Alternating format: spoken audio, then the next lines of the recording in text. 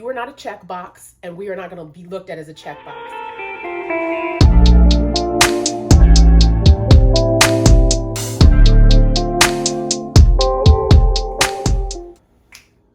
Hello, my powerful people, and welcome back to Purple RX. Welcome to the channel.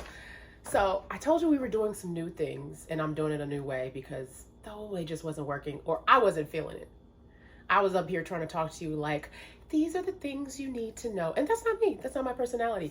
I'm over here trying to tell you, like every other doctor on YouTube and Instagram, it has to be this way, this way. These are the minerals you need, which is great, and it's great information. But something I have to remember is I'm also a patient. And I wanted to speak to you from a patient perspective. And speak in a more relaxed tone, understand how you're doing. Talk about the things that I know we go through as patients and how we see things, because being a patient is being a totally different thing than actually being a, of course, health practitioner or health professional who is going through this and knows these things. It's a totally different feeling because somebody can tell you what they know, but they never really know what you're going through. So if you've probably seen some of my other segments, I have my niece cooking on a couple of them because she is a type 1 diabetic. She's also got Hashimoto's, and we're just trying to get her into the way to see possibilities in food, because when I tell you everything seems to affect us as immunocompromised autoimmune patients, us patients that have a suppressed immune system, we come up and deal with a lot of issues. We deal with a lot of kind of roadblocks and things that we are going to go through. And the real thing is we need to see our possibilities rather than our limitations.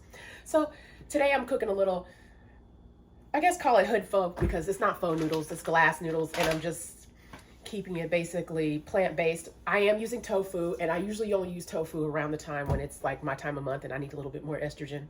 But for the most part, I don't really use soy products. But we're just gonna cook and talk. And something I really wanted to talk about was, how are y'all doing today? How are you doing in this whole COVID situation? Because I know COVID, post-COVID, all these changes affect our body in a different way. Whether they're physical changes, whether it's emotional changes, mental stress, all those things play effect with us being immunocompromised patients, with our immune system being suppressed. And that includes patients that are lupus, diabetic, cancer patients, those patients that are also having like psoriasis and have skin issues, eczema, asthma. Those patients, all of us have to deal with something, and it's going to be on a different scale. People that have had transplants, solid organ transplants, heart, lung, kidney, pancreas, liver, all of us, there are millions of us who are all dealing with this. And I know this situation affected us all differently. And that's a hard thing. It wasn't just the immunocompromising with another virus, but what people don't get is a virus on top of all these changes, on top of stress, on top of I have new emotions coming up because there's some things I haven't dealt with. I'm having to sit with myself. My video cut off. All that plays a part. And then don't let you be, and on top of that, added a woman, hormones, everything, even men, everything is affecting our hormones. Everything we're intaking, if it's not glass, if it's not a glass object, then we're doomed. Because glass or wood or anything like that, anything plastic, anything BPA free. I have now just seen Dr. Erin on TikTok was saying that she saw a study, and there is more BPA in receipts than there is in a plastic container where you have your food. So now don't touch your receipts. Can't get receipts. There is so much we are contending with, and it can be a lot.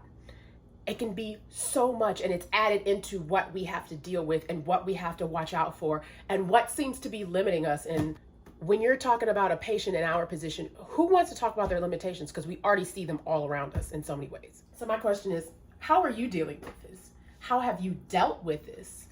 And how has it affected you? Has it changed the way you deal with yourself? Because during this whole time, my life has changed tremendously.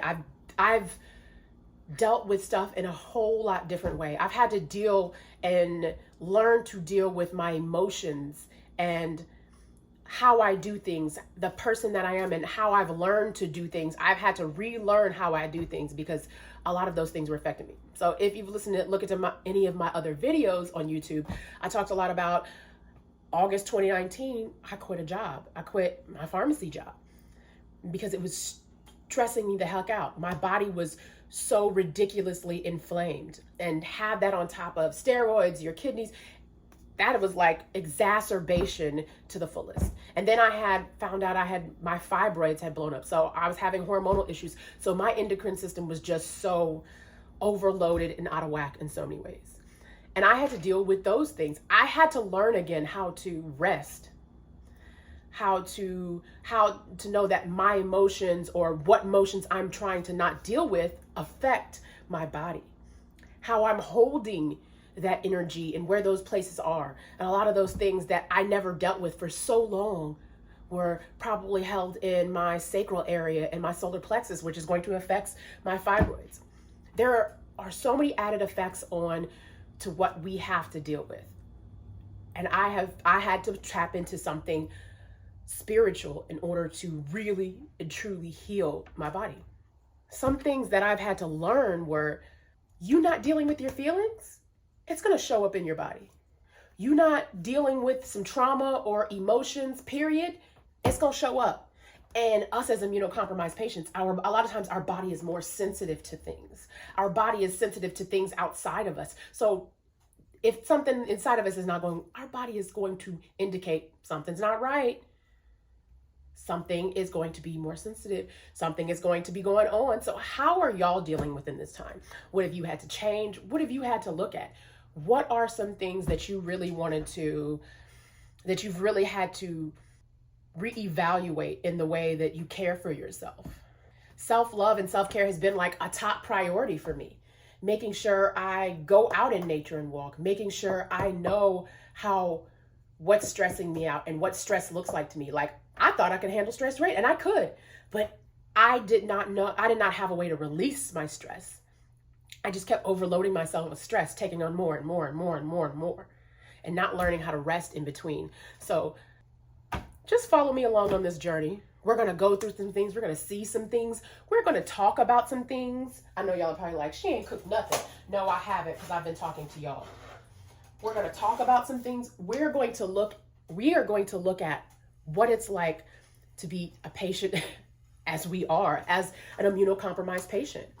And like I said, immunocompromised, immunosuppressed, that is going to include all of us, because all of us are kind of in the same boat and have had to deal with a lot, especially going in this time with different viruses popping up, different situations. There has been a lot of stress on our shoulders added on to what we already have to deal with, and what we're already seem to have a stop sign and a limit in every place.